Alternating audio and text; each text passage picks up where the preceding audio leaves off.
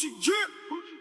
Gucci, Gucci, Gucci, Gucci, Gucci, Gucci, Gucci, Gucci. We got that Gucci, winning, we made it, played it. Got a drip, welcome to Wakanda. Gucci, Gucci, Gucci. Wake up, my God. Wake up, repent. Yes, crying in Gucci, the African American conundrum. This is what we're facing right here. There's no way around it. I can't sugarcoat it. I can't make it sound good. We got to keep it 100. We got to understand what Louisiana versus Calais just exposed, the chess that they've been playing, the moves that they've been making, plotting, scheming. And now you looking up and you Gucci down to the socks, but you marginalize at the ballot box.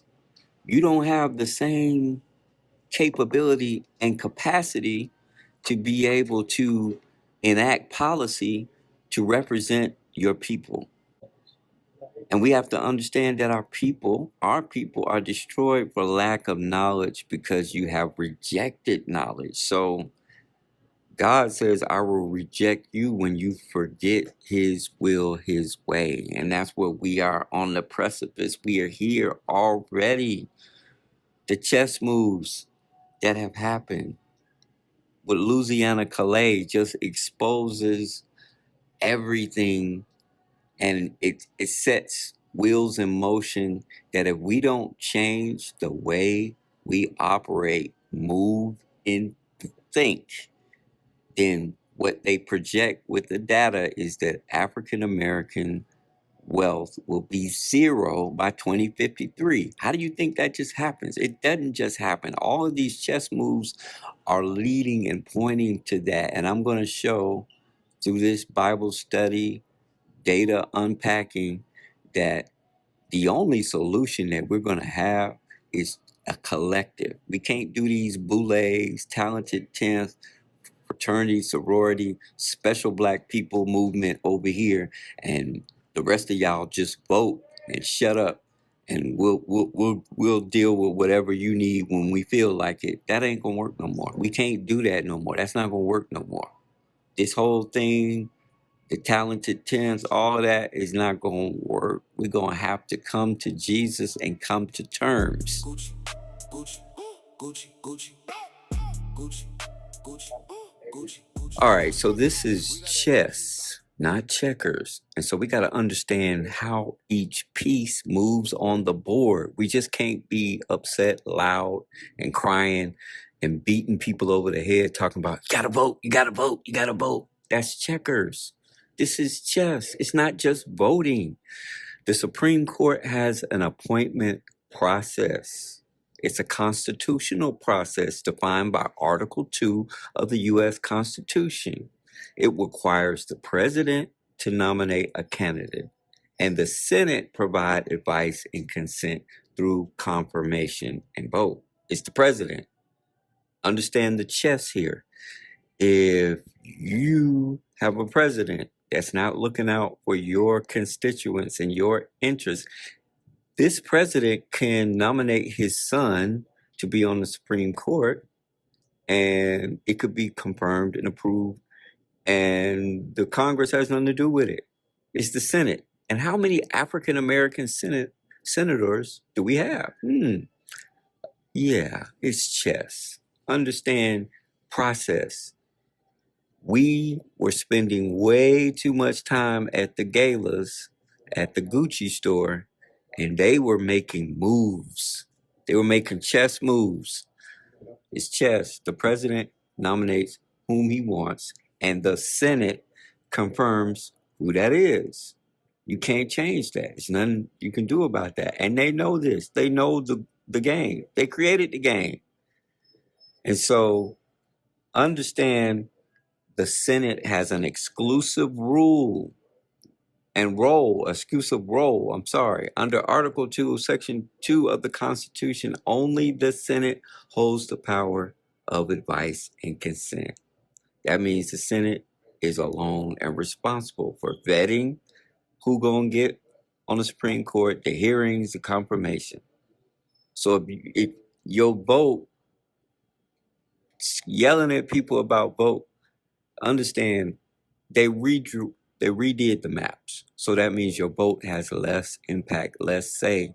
You're not gonna be able to determine who's your senator as much anymore, or your congressperson as much anymore. Your vote just got checkmated.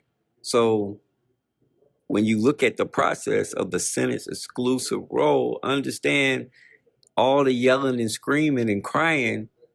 If you're trying to fix the situation, you need to understand the chess moves. What's going on? What's the process? You got vetting, you got hearings, you got the confirmation. Then the House of Representatives gets a chance to do a formal vote, but they don't participate in the hearings for the Supreme Court nominees. So you can have some influence for your House of Representatives, but at the end of the day, they're not really engaged on this. That's why this is a checkmate. This is why I'm so disgusted. So the only place where the full Congress is involved is the Congress can determine how many justices are on the court. It's 9. They can say we want 10, we want 12 or 5. The Congress can be involved in impeachment. They can impeach somebody. And the House can impeach somebody, and the Senate can hold a trial to remove them, but still it's going to be the president that's going to appoint the replacement that's going to be confirmed by the Senate. That's it. That's the chessboard. And you've already been moved out of that. You out of that. When they redid the districts, while you was at the gala, now they can determine how much impact the votes are in different communities, how much say and voice they have on this process. Gucci, Gucci, Gucci, Gucci, Gucci, Gucci, Gucci, Gucci. So let's understand that legal freedom without land, without capital or institutional support, historically produces freedom in name only. The economic gap tends to compound rather than close over generations. What I'm talking about, this is generational. We have to understand and think generational. We can't just get stuck at the optics. That's why I called this podcast Crying in Gucci, the African American conundrum here. This is what this is.